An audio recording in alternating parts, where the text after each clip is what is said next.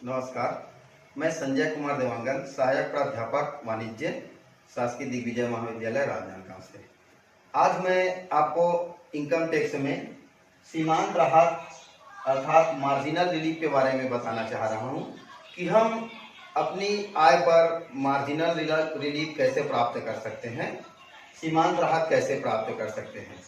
तो आइए सबसे पहले मैं आपको बता दूं कि एक व्यक्ति की 5 प्रकार से आय होती है। जैसे फर्स्ट है वेतन से आय, सेकेंड है मकान संपत्ति से आय, थर्ड है व्यापार एवं पैसे से आय, और चौथा सोर्स है पूंजी लाभ। पांचवा है अन्य साधनों से आय, अन्य साधनों से आय।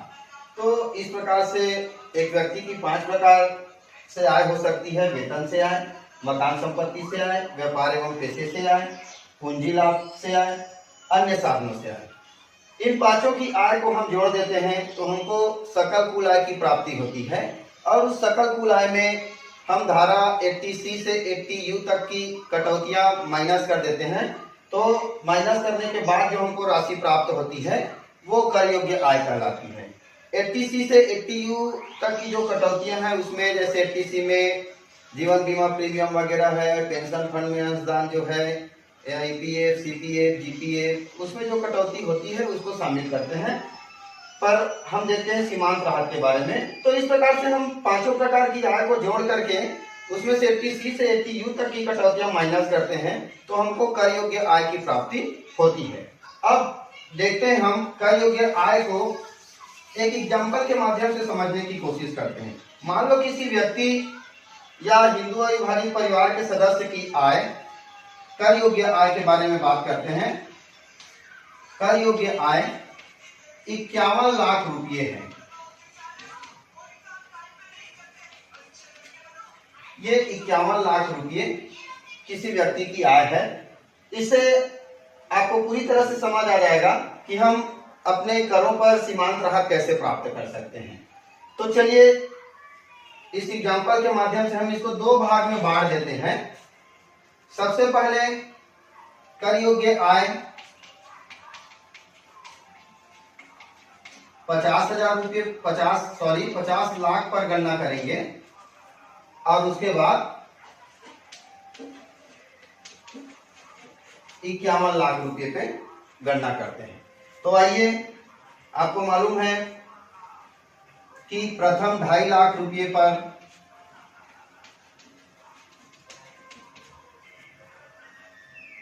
नील है, कोई टैक्स हमको देना नहीं पड़ता है। फिर अगले 2.5 लाख पर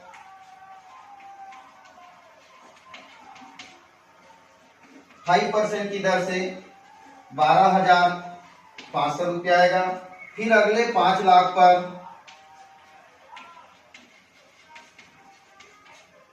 20% की दर से 1 लाख रुपये का टैक्स बनता है। तो ये टोटल हम इसको जोड़ देते हैं तो 10 लाख हो गया। हमारी टोटल इनकम है 50 लाख। शेष जो बचा 40 लाख रुपये,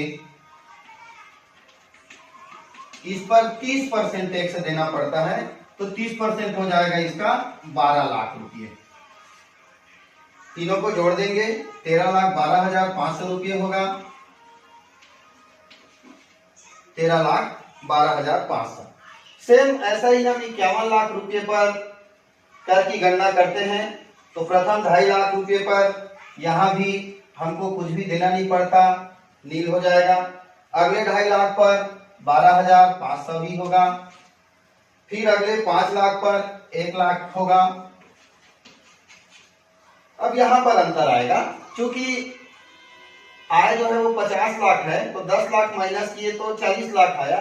यहाँ 51 लाख है तो 51 लाख है तो हम 10 लाख माइनस करेंगे तो 41 लाख आएगा। और 41 लाख रुपए पर हम 30% निकालेंगे तो 30% आएगा इसका 12,30,000 रुपये। जोड़ देंगे इसको तो 13,43,500,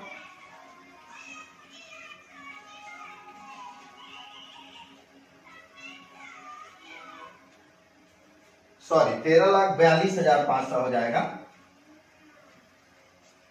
ये 13,42,500।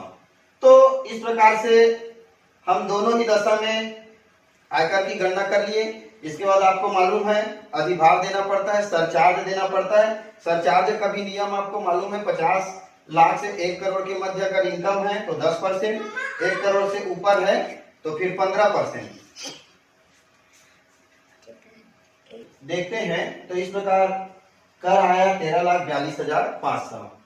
तो इसमें हम अधिभार जोड़ते हैं प्लस अधिभार सरचार्ज 10%। तो 10% होगा, इसका 10% होगा 1,34,250। इसको हम जोड़ देंगे तो ये हमको प्राप्त होगा 14,76,750 रुपये। तो हम देख रहे हैं, आप देख पा रहे हैं अधिभार 10% जोड़ने के बाद कर की राशि हो गई है 14,76,750 रुपये। अब हम क्या करेंगे, इस 14,76,750 रुपये में 13,12,500 रुपये माइनस कर देंगे। आइए देखते हैं, 14,76,750 में हम 13,12,500 माइनस कर देंगे तो ये आएगा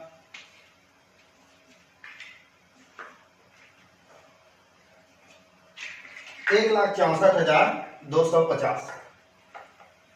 अब हम देख रहे हैं कि यहाँ 50 लाख रुपए की आय पर हमको 13,12,500 रुपये देना पड़ रहा है, और जबकि 1 लाख रुपए एक्स्ट्रा होने पे, मात्र देखिए 50 लाख और 51 लाख, 1 लाख रुपए अतिरिक्त होने पर एक व्यक्ति को 1,64,250 रुपये अतिरिक्त टैक्स देना पड़ रहा है। तो हम क्या करेंगे, वो जो अतिरिक्त आय है वो अतिरिक्त आय इसमें माइनस कर देंगे। तो 1 लाख हम इसमें माइनस कर देंगे तो बचेगा 64,250 रुपये।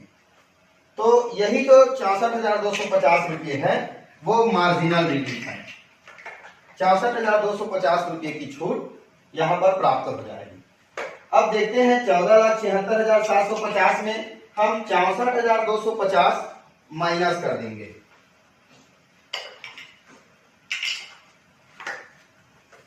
ये 64,250 माइनस कर देंगे तो ये आएगा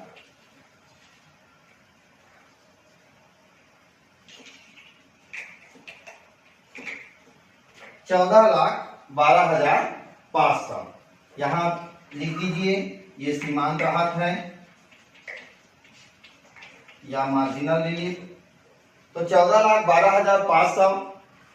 इसके पश्चात आपको मालूम है कि हम 4% एजुकेशन सेस के रूप में भी लेते हैं, तो वो यहां मैं लिखता हूं 14,12,500 प्लस इसमें 4% शिक्षा उपकर, जिसमें अब चिकित्सा और उच्च शिक्षा शामिल हो गया है, 4% हम इसका और लगा देंगे।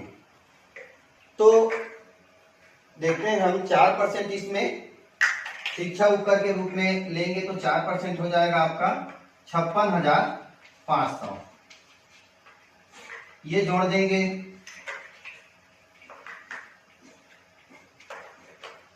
14,69,000 रुपये। तो इस प्रकार से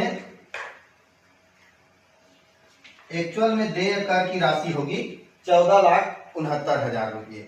तो यहाँ पर बच्चे गलती करते हैं, ये जो शिक्षा उपकर है उसको अधिभार के जस्ट बाद जोड़ देते हैं। तो ऐसी गलती नहीं करेंगे, हम सबसे पहले अधिभार 10% जोड़ेंगे, उसके बाद सीमांत राहत देंगे, उसके उपरांत ही 4% ये जो शिक्षा उपकर है उसको हम ऐड करेंगे, जोड़ेंगे, तो हमको 14,69,000 रुपये ये 51 लाख रुपए की आय पर टैक्स देना पड़ेगा। तो हम देखते हैं सीमांत राहत के बारे में। तो सीमांत राहत 64,250 रुपये की प्राप्त हुई। इस प्रकार से इस व्यक्ति को 64,250 रुपये का अतिरिक्त लाभ प्राप्त होगा। ठीक है, तो यहीं पर मेरा आज का लेक्चर समाप्त होता है। आशा करता हूं मैं आज का लेक्चर, ये सीमांत राहत का कैलकुलेशन कैसे करते हैं, आपको समझ में आया होगा। धन्यवाद।